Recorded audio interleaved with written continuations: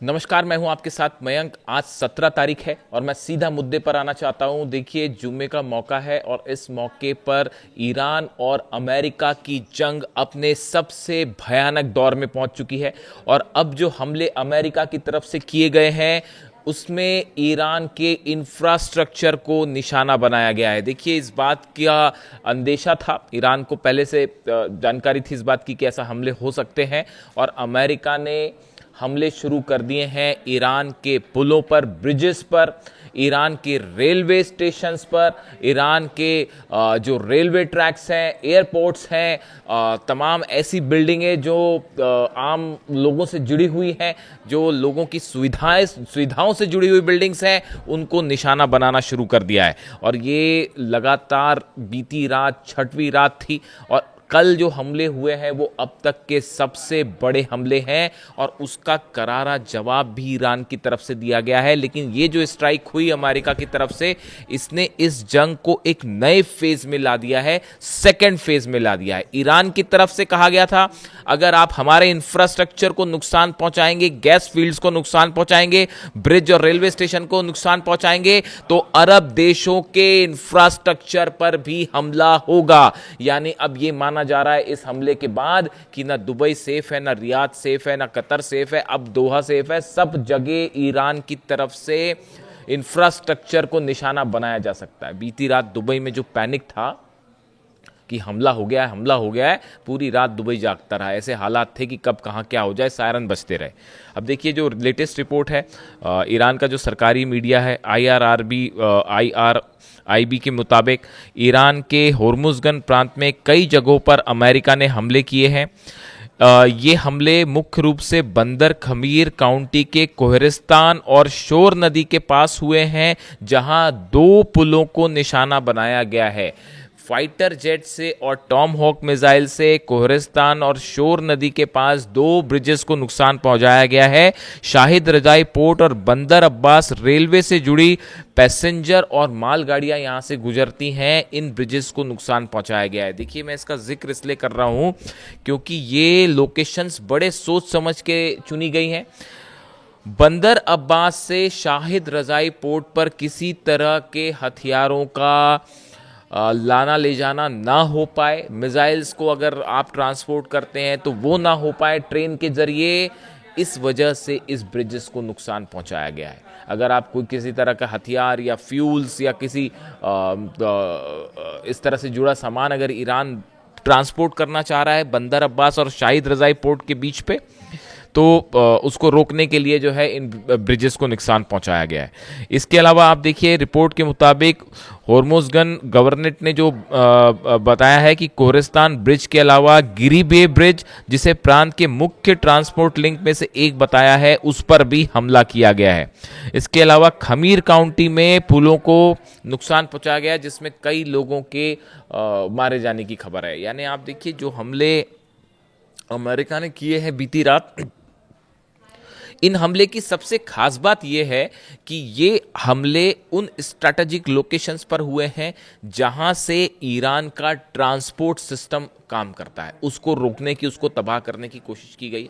Railway stations पर हमले हुए हैं, ब्रिज पर हमले हुए हैं, ऐसे जगह पर हमले हुए हैं जो कि ट्रांसपोर्ट सेंटर्स हैं जहां पर सामान रखे जाते हैं या माल जहां पे ढुलाई का काम होता है। यानी अब वो हमले शुरू हो चुके हैं अमेरिका की तरफ से, जिसका जिक्र जो है वो डोनाल्ड ट्रंप कर रहे थे। लेकिन अब इसका जो जवाब ईरान ने दिया है वो भी देखिए, एक बार फिर ईरान की तरफ से करारा पलटवार किया है। जॉर्डन में अमेरिकी बेस पर अब तक का सबसे बड़ा हमला हुआ है और जुल्फिकार मिसाइल का इस्तेमाल इसमें सबसे ज्यादा किया गया है और जिससे भारी तबाही हुई है जॉर्डन के बेस पे।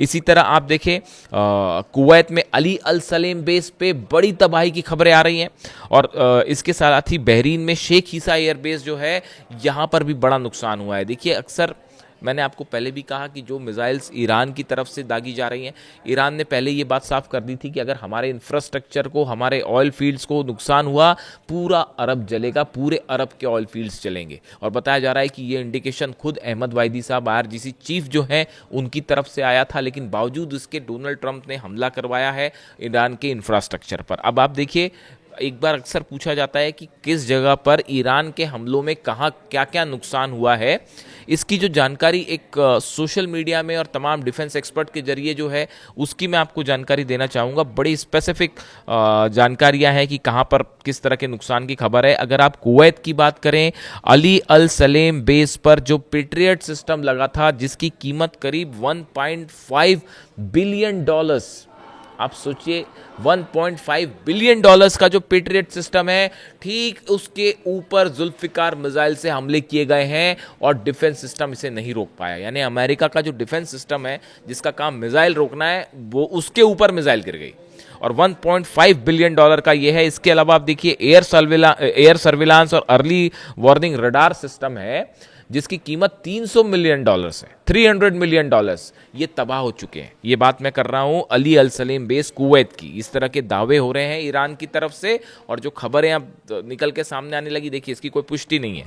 ये अमेरिका इसको कभी स्वीकार नहीं करेगा। इसको कई महीनों बाद शायद इस तरह की रिपोर्ट्स निकल के सामने आए। ये वो दावे हैं जो ईरान की तरफ से हो रहे हैं और जो सोशल मीडिया पे अलग अलग सोर्सेज से खबरें आ रही हैं या कुछ सोर्स इस तरह का दावा कर रहे हैं। इसकी एयर सर्विलांस रडार मैंने आपको बताया 300 मिलियन डॉलर्स का नुकसान है। सैटेलाइट कम्युनिकेशन सिस्टम और फ्यूल स्टोरेज टैंक तबाह हो चुके हैं। जिन सैटेलाइट कम्युनिकेशन के जरिए जो है हमले किए जा रहे थे कुवैत से, उसके ऊपर मिसाइल गिरी है और फ्यूल स्टोरेज टैंक जहां से F-35 F-16 में फ्यूल भरा जाता है उसको तबाह कर दिया गया। ये बात हुई अली अल सलेम बेस की।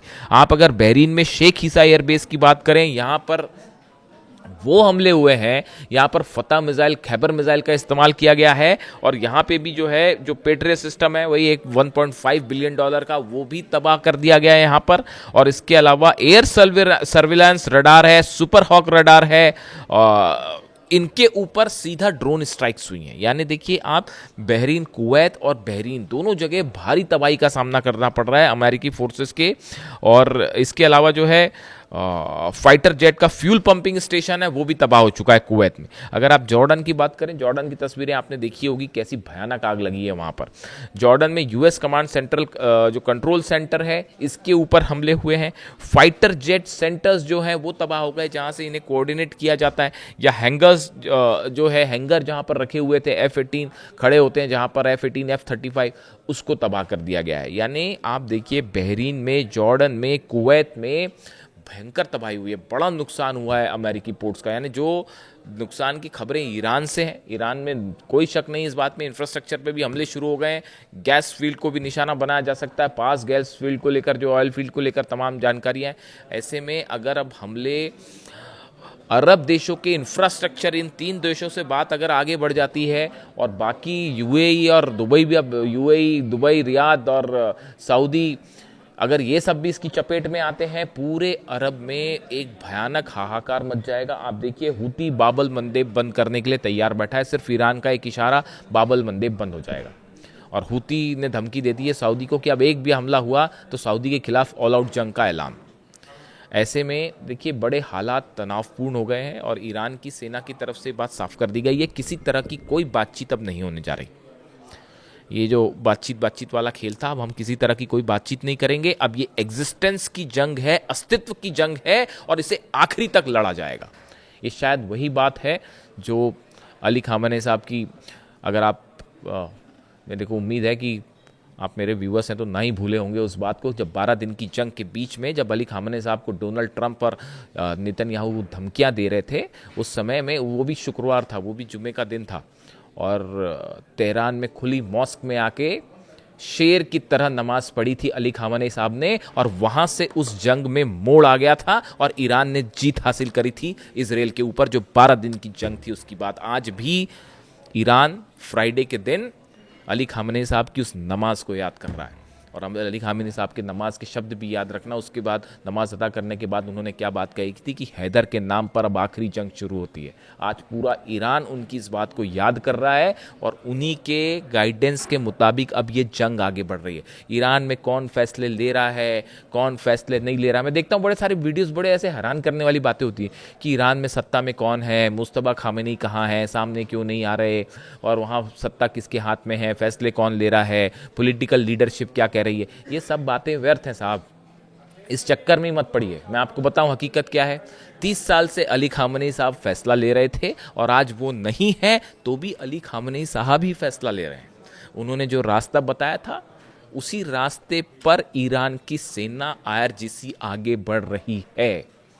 अली खामनेई साहब के शब्द थे। देखिए फ्राइडे है तो फ्राइडे तो बात होती है अली खामनेई साहब की, वो तो अनफॉर्चुनेटली इस जंग की बात करनी पड़ जा रही है और इन सब की बात करनी पड़ जा रही है, वरना बात तो ह्यूमैनिटी की होनी चाहिए और अली खामनेई साहब की होनी चाहिए। एक उनका बयान सुन रहा था, मैं उनके वीडियोस देखता रहता हूँ, पढ़ता रहता हूँ, पता ही आपको।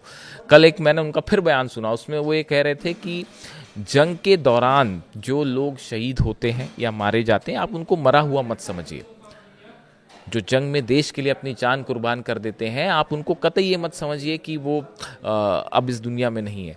वो हमेशा आपके साथ होते हैं, वो हमेशा आपके साथ होते हैं। ये बात खुद अली खामनेई साहब के थे, ये शब्द उन्हीं के थे अली खामनेई साहब के, और ये बात उन पे भी लागू होती है। मैं यही कहना चाह रहा हूँ कि अली खामनेई साहब हमेशा ईरान के साथ थे और आगे भी हमेशा रहेंगे। उनके नक्शे कदम पर पूरे ईरान के 9 करोड़ लोग चल रहे हैं और नतीजा ये है कि सब कुछ करने के बाद भी आज दुनिया के सुपर पावर्स ईरान में कदम रखने की हिम्मत नहीं जुटा पा रहे। Thank you so much.